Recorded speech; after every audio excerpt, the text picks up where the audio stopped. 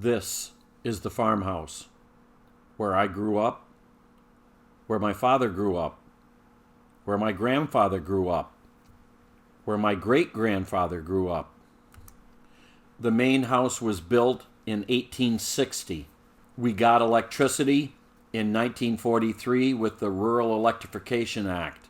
And now what I am doing is I'm removing the majority of the 1960 updates and reverting the era back to somewhere between 1920 and 1950. I'm going to show you each room in the order that I did them years ago. While I am no more of a carpenter or a designer than any member of my family has ever been, I'm doing it to suit me and my tastes.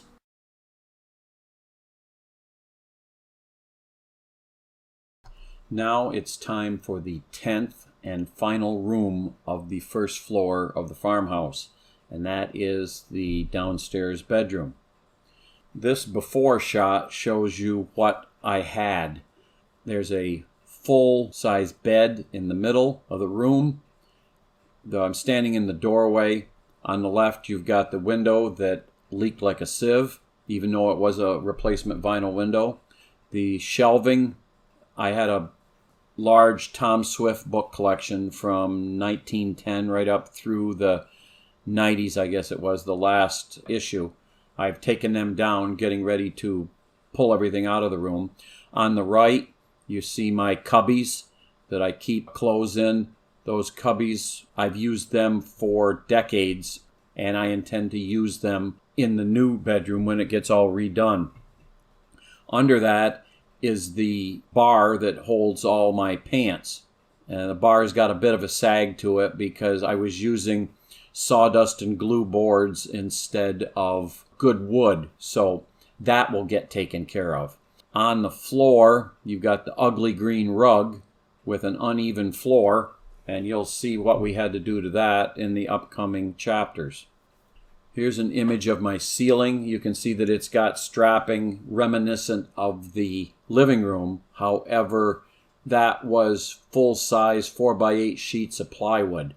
So we're going to change that. I think I'm going to leave the plywood and shorten the grid up to something akin to what was in the living room, but I'll have to change it a little bit because of the dimensions of the bedroom. But we'll see. Time will tell. Here's another shot of the ceiling. You can see the stamped steel register. That will get changed out. And a picture of the J.C. Verdon light. Those globes were actually billed as bedroom lights, and this one was getting used as a bedroom light as opposed to the bedroom lights that are in the living room. But it's the same exact globe, a little bit different base. We may be changing that out. Again, time will tell.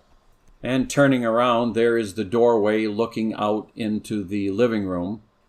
And way in the distance, you can see that I've got the paint rack set up for painting the trim. While we were doing the living room, we were also working on the bedroom.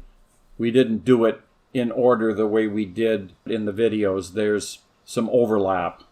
Here's a close-up of our light bulb.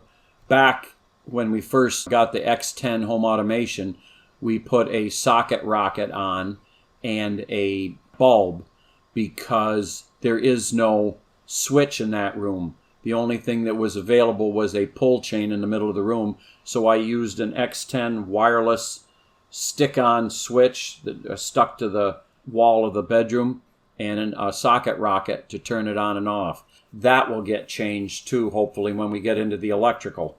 And finally, there's a close-up of the peach J.C. Verdon bedroom light. That one may get put back up or it may get changed, although I do kind of like the J.C. Verdons. So again, time will tell. But that is the bedroom as we started the conversion.